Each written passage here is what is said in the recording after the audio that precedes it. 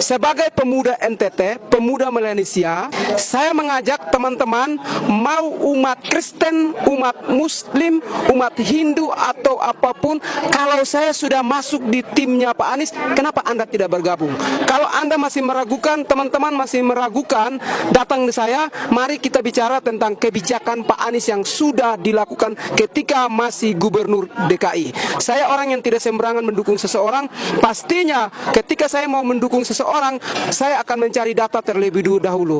Oleh karena itu, sekali lagi mengajak teman-teman NTT, Papua, Maluku maupun Sulawesi Utara atau lain sebagainya yang belum atau masih abu-abu, silakan bergabung kepada Pak Anies. Karena apa? Pak Anies akan memberikan kepastian yang pasti untuk pembangunan kesejahteraan baik dari Aceh sampai Merauke, dari Rote sampai Miangas.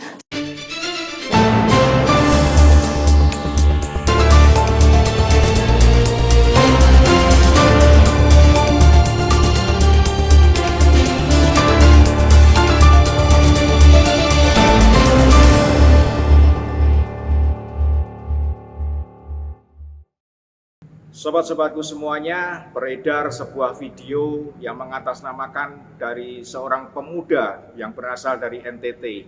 Dia mengatakan bahwa silakan mendukung Anies karena dia sudah mendukung Anies, dan jika Anda bertanya-tanya apa keberhasilan yang dibuat oleh Anies Baswedan pada saat menjadi Gubernur DKI, maka silakan datang dan dia bersedia untuk menjelaskannya. Kita lihat dan kita rasakan sendiri apakah keberhasilan Anies selama di DKI Jakarta.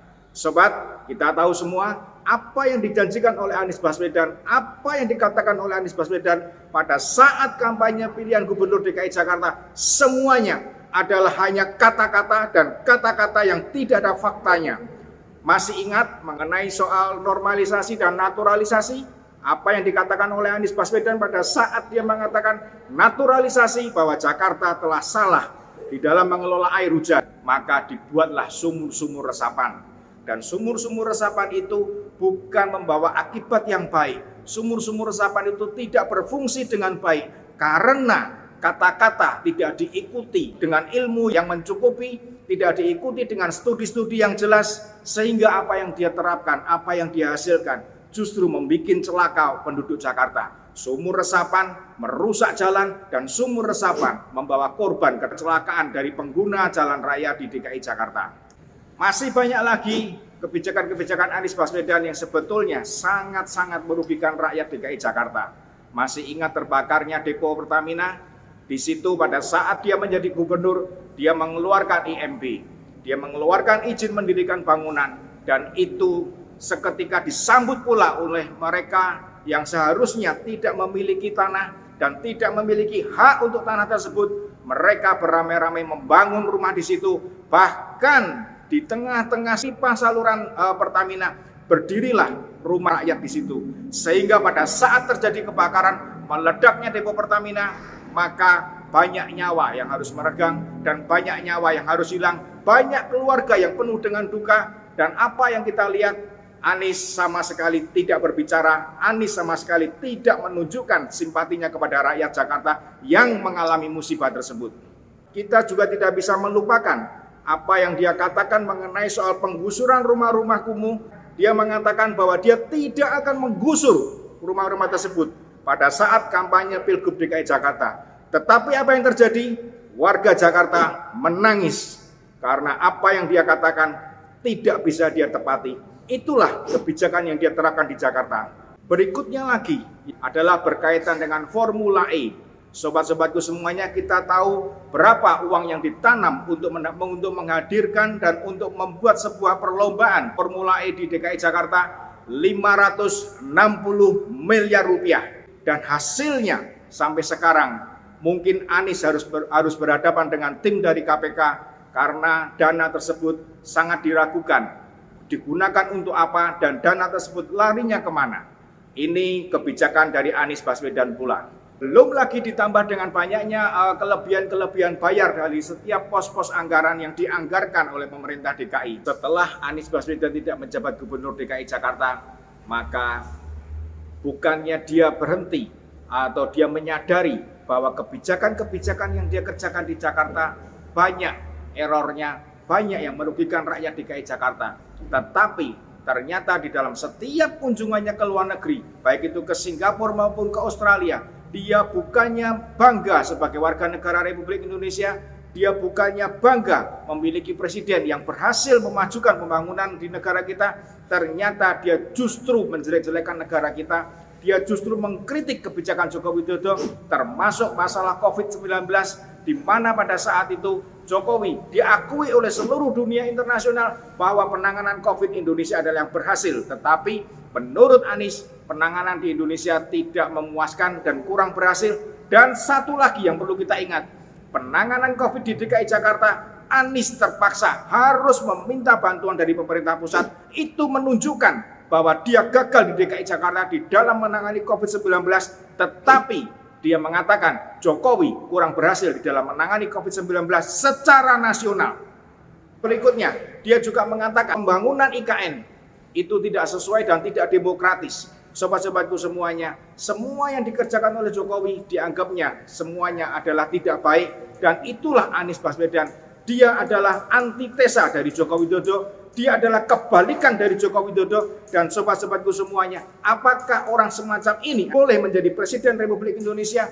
Apakah orang seperti itu akan kita percaya untuk menjadi presiden dari sebuah republik yang memiliki keragaman suku, keragaman agama, dengan terdiri beribu-ribu pulau? Apakah dia mampu hanya sebuah wilayah DKI Jakarta dia tidak mampu dan menimbulkan banyak masalah? Apakah dia akan kita percaya untuk menjadi presiden dari republik yang besar ini?